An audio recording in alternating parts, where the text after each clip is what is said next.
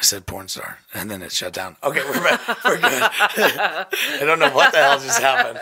Well, we didn't have power all morning, so. Yeah, well, I'm glad we're back up. We're back in live. Well, we did this project once in elementary school, and it was like a rock project, and I wanted to be a geologist super bad. I just thought that was so cool. Mm-hmm. I don't exactly remember what project we did, but it was a geology based. Is that like when they break them up? Yeah. You got like what do they call it? Fool's gold. Yeah, right. I love those projects for kids now in today's world because they literally just spend so much time behind a fucking tablet. Oh, I know. So I love to give. We just gotta get back to the earth. You know, like we get got back Rockland out sea there. monkeys. Oh, nice. Yeah. All of that. I was just really into that. And then, you know, I do art, so that was another career thing that I. Oh my gosh! And if you guys are watching on YouTube, look at that beautiful fucking shot 30. It's gonna be up on the wall. Actually, where will I put it? I don't know. It's gonna be dead center somewhere. But no, I think honestly that means so much to me. I think that's so thoughtful. Like, you know, I don't know. I just think that's very thoughtful. Like, well, so I've always painted. Here, high school, I did it a lot. I was in like an advanced placement art. You know, I was in the art department all of the time. All my extra recs that you could take or whatever were in that. And then as an adult, I was just kind of a wayward soul for a long time. I was just kind of out there. You know, my 20s. They just kind of flew right by, and then, you know, I've just continued to do that. I work at a place now that I won't say, but for quite some time, and it was kind of obscure, and once I started doing that, I was like, you know, I didn't think I'd like this, but I'll do this, you know, and who knows where that will go or what's next. I like that. I mean, definitely during COVID, you get your mind going of what other things can you do, and I think that one of the main things that I've always wanted to do is be able to work with in the community more, and that's something I've always wanted to do, and I have been in small ways doing that throughout, but not ever as much, and it got to a point where I was like, stop saying, you know what I mean? Mm-hmm. And then, you know, with Mary, not to talk about just we're not talking about Mary anymore. But with that, having that platform where we could have it was just she and I that she's like, I want to have a winter clothing drive, and I was like, great. So we organized that, and at the time, the Speakeasy allowed us to use their space to organize a winter clothing drive, and it was a huge success. And it was just her and I. We rented a U-Haul. We packed it. Mary drove the U-Haul at one point, and we just bebopped our way across. And after that, I was like, I'm hooked. Like, what else can we do? Like, the community wants to help. You just have to give them a platform. Everybody has a story. You just have to give them a platform. You know, as soon as you allow that and you're open to it, here we go. And then during COVID, we were like, we got to get outside, because we're eating all the COVID snacks, and we have not moved our bodies. So you guys had all the toilet paper. Yeah, we were just like, we got to get out and about. And so, you know, we walked around the neighborhood, and we bought some trash pokers on Amazon, and we cruised our neighborhood, and we started picking up trash. And I was like, what else can we do? And then having the platform that we do, that's where we started really doing annual drives. One of our friends, Lindsay, had started a period party, and from there, and it was a huge success. What's that mean? It's where everybody comes together and gets hygiene bags together for feminine products, like I shouldn't say feminine products, but tampons, pads, Diva cups, all of this stuff. Yeah, Diva cups are gross. Whatever it is, you need all of it. Have you ever used a Diva cup? I haven't used a Diva cup. That's so gross. It's like wearing a used condom. It's so gross. I mean, literally, it just holds the blood out. You dump it out, and then you put it back in. Well, yes, I have experience, and it's different. It's not as convenient for. I wouldn't want to do that at work. You know, like a work bathroom or. Try different products. There's a lot of stuff out there. I have experience. I have experience, and that was kind of my rating, was like, you know, okay, because one of the good things about it is the waste, right? You're just tampons, pads, and stuff. You're using a lot throughout that time. Remember, I've got 3 daughters and a wife. Right. Ugh. So this is just shoop. So that's more. It's like a waste situation. And in some places, it helps with the symptoms that the cramps and things like that. But so we tried it out, and my rating is. I don't think it would be for everybody. It's definitely an experience. It's an experience, and you want to be at home and comfortable for sure. It's you need to light a couple candles, get a good nice book, 50 Shades of Grey. A bubble bath is probably helpful. 50 Shades of Grey, Harry Potter. I told on the Mary, TV. I was like, this is definitely not something. If you have a place that you're going to go for a while and you don't want to, it is helpful for. Like, say, I'm going to leave the house, and I know I'm going to be gone for maybe, like, a concert or something, and you have one that can last you. Yeah. So you're not having to change a lot at the venue. Oh, yeah, I didn't because think about it's, that. Yeah. Especially now, it's like COVID. Just the germ factor is very prevalent to me. So, I mean, I think it is. There's products that are good for something like that.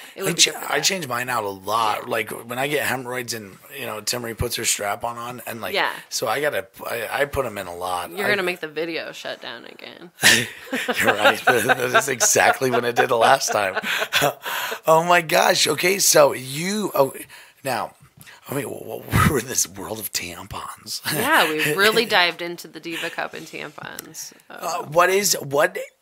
Do you have something moving forward that you have like a big picture of I honestly, when I kind of look at you, I kind of think what I want to do is put a fucking mic in your hand and make you do stand-up. I want to take you to a stand-up show where there's going to be 2 people so you're not nervous because you give off this, I think I'm nervous, but you're really not. Yeah. and I want to take you to a stand-up show. We'll go in the middle of fucking bumfuck nowhere, and then you just do a stand-up set where no one's going to laugh at my jokes, and they will or won't laugh at yours, and it doesn't fucking matter either way. Well, I mean, that's what it is anyway. Any person that's doing comedy, you're going out there and you're trying it. You want to do it, don't you?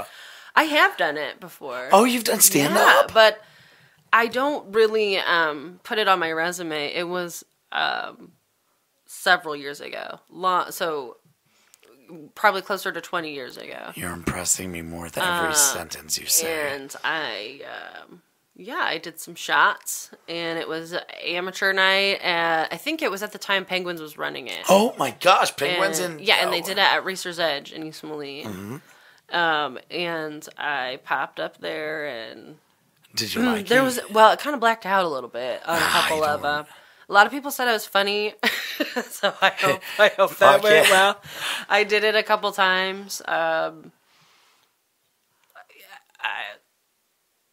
I was okay with it, but like I said, I did some shots, so I honestly don't remember. Well, let's do it together. The full experience. Will you give me the experience of doing stand up with you? Yeah, I would give it a go. Okay. Yeah. All right. Yeah. And you know what? I'll make a deal. I'll do my whole set about you. Oh. Would you like that or no? Oh. Okay. Yeah. They're gonna make good jokes about you. Do I think you would? Could I? Probably. Yeah. No, why not? I think you would be so good. You are like kind of you're very dry, and you like kind of like I like the way you sit and think and write. I think that is a really good style of stand up too, because that is, you wait for you could literally say anything. You could say anything and it'd be out of left field. It could be so boy. I don't know what she's about to make a joke of. Okay, there we are. I think you could do that so well. Oh my gosh. This is kind of why I really enjoy and really wanted to talk to you, is because I know I love you. I know I think you're beautiful and perfect and you're all these things, but how much do I know about you? And definitely. And then we've sat here and talked for an hour, and I'm like, man, I still don't know what I know about her. And I want to know more. And I just think you're awesome. And I know the way that people, The way you've made people feel is incredible. And I think that's one of the most beautiful things a person can do is the greatest reflection of a human being is the way someone else talks about them. Mm-hmm. And it's because that means that's the way you affected them. I just had this conversation with Elizabeth McKinney this morning. Yeah. And I said, I think one of the greatest things that I've ever heard about you is one of the greatest things I've ever heard about people. That you are honest. Mm-hmm. Whether or not people like it or not, you're very blunt. You're very out there. You just say exactly what you want to say. And I wish the whole world was like that because we live and die on this hill of lies. Sure. Maybe,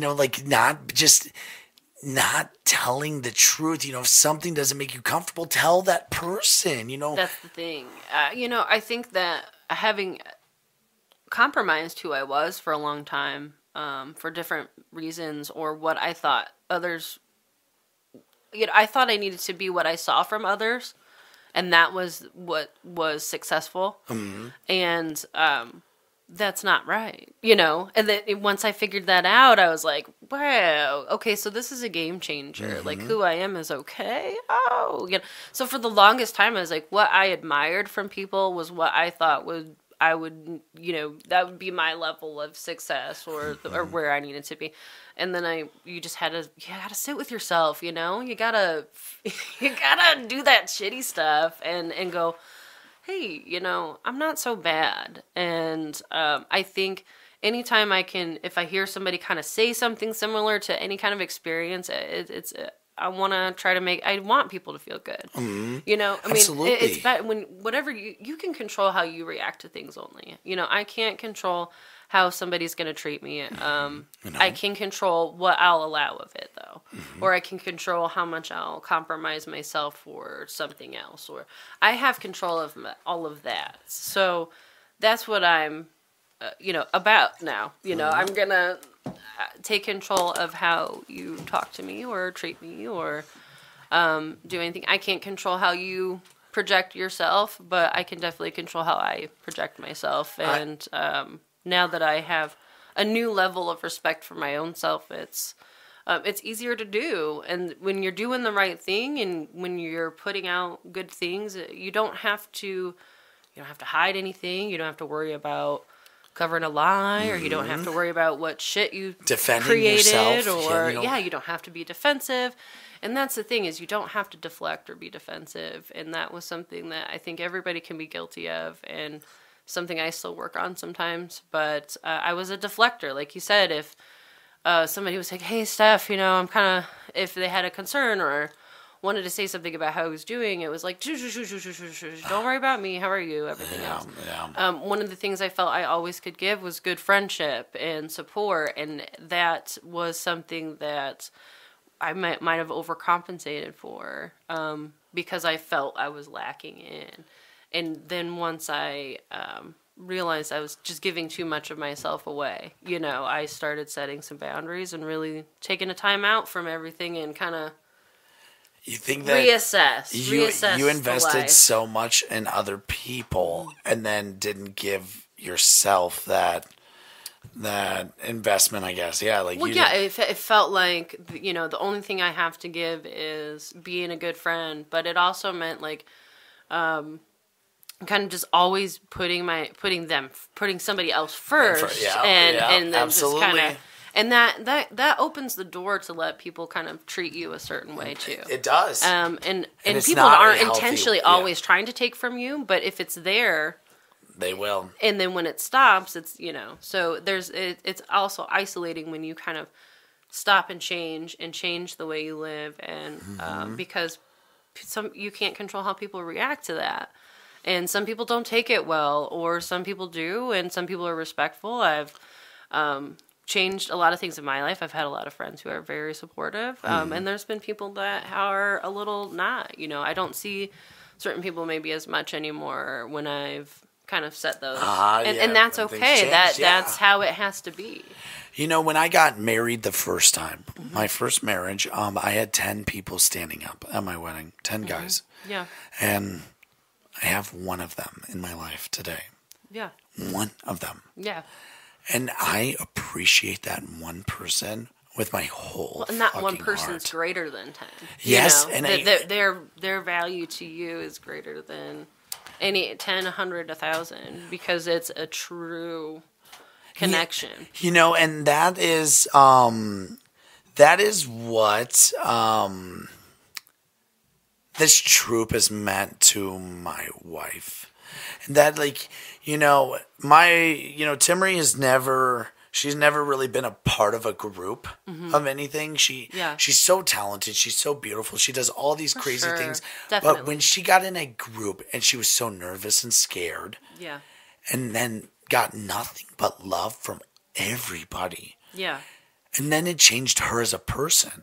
But it didn't change her in a bad way. It changed her in the right way. It changed her in the, hey, my husband's not the only one who's telling me I'm beautiful and hot. Yeah. It's this group of beautiful women are telling me I'm beautiful and hot, and I feel fun, and I like having fun with them, and I want to dress like this. And she keeps asking me, like, before she leaves the house, am I okay to wear this? And I'm like, baby, wear whatever the fuck you want. Wear it out. Like, wear it out. Like, go. Like, do it. Like, wear as many times as you want, wherever you want, whatever. Yeah, wear nothing, dude. I don't care if you walk out of the house butt naked. Yeah. Well, actually, oh my gosh. You're like, actually. So I was sitting in my work car, 5 a.m., going to work. And I said, baby, are you dressed yet? She goes, no. I said, walk outside. And she goes, all right. So she walks out the front door butt naked, 5 a.m. And I'm like sitting in the truck. I'm like, come on, baby.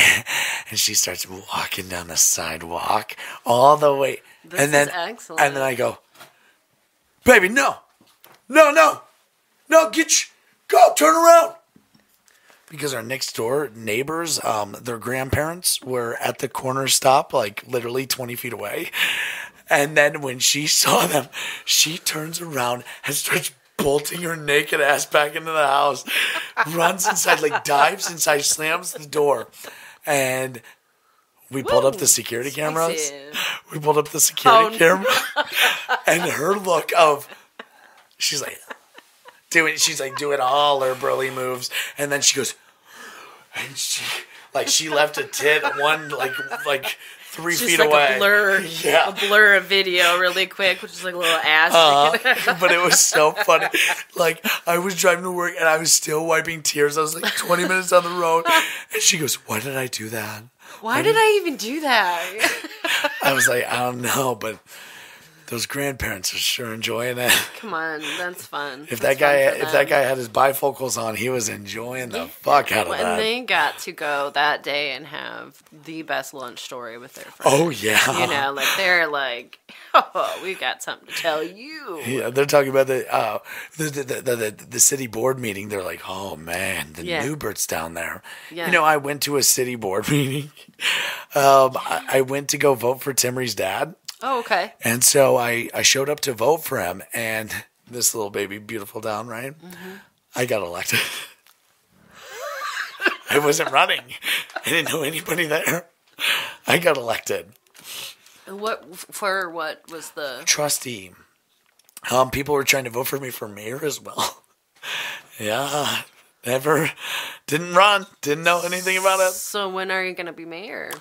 Man. It's people are trying to push me. I don't know. It just seems like too much work. And, this maybe not the direction you want to. $70 check every third Monday of the month, to be a trustee. I'll take it. It'll buy Timmery a dildo for each month. That's all I'm trying to do. Get her a dildo each month. And she's you want to get a good quality, and I got her one pricey. Of those, I got her one of those ones investment. that is this long with a handle. Like, oh wow. Yeah. And it'll never be used. It'll never be used. But there's nothing to do with this far. Like I don't need to see it come out of her mouth. I don't need that. Well, maybe if somebody's sick and you need to keep distance. Yeah. To be benefit maze at 6 feet. Just in a circle. You can still have that. I think I might make that TikTok today. I might make that a TikTok. Still social distance, but get it on. Yeah, it could be the new vaccine. Steph, we got to wrap this up because I still have to do one more of these. This is our first triple header. Is it triple header? Yeah. Yeah, you're going all in today. Well, Steph, you are beautiful and perfect. And I would love, actually, what I kind of really want is, we've already talked about this before, but you guys two take the day off. Like, let us make you guys food. Let you guys sit on the couch, watch fucking movies, and relax. Because you both are so busy. And I love to cook. So that's fun for me. Like you saw upstairs. Like, this has been all morning because I love to do that. Just take a day off and hang out with us. I would just love that. Let's do it. All right. Put me in the books. And then we'll do a second podcast too. Yes. Let's need that one. Do you want anybody to follow you anywhere? Do you want come out to the shows? Yeah, definitely. MQCHOB will be back. We're doing January 15th. We're gonna put that new poster right here in the middle of the screen. Yeah. This day. Do you remember this day? Oh. What about that day? Yeah, right. Okay, yeah. So, but January 15th, we'll be at the Village Theater. Oh, I think I might be. Am I supposed to be doing something on that one? Probably. It's a group of people for QC Harm. Raising money for QC Harm. I'm dancing at that one. Yeah, it's just a few of our performers are popping in there. And I'm actually going to create some little paintings for that, and all the proceeds are going to go to QC Harm. So I'll have a little table there. Do you want to sell more? I gotta get started. Do you want to sell more of your paintings? Do you enjoy painting it for people? I do. It's kind of like for me, and then when I get inspired, I'll do it really quick. You know, like I had this idea, and I just did that. I was like, I'm going to give him a present so I can be his favorite guest. And you are, and that literally means every. Honestly, it popped in my head, and so I just kind of did it. So that's kind of how I go with it. I don't need to waste your time on me. Yeah, it wasn't. I'm thinking that was fun. super I had fun sweet. doing it. Well, maybe we'll start selling your stuff. Yeah, we'll figure it out. We're gonna start it here on Shot 30. Hey, this is Shot 30 Podcast. I am Shayne Neubert. Hey, all of the links that will be right down below. Please visit, like, share, subscribe, tell your friends. This is Shot 30 Podcast. I am Shayne Neubert, and look at this beautiful babe. She's actually probably gonna be on the next fucking episode. So watch out, I'm gonna be back. Stick around. Oh my gosh, that.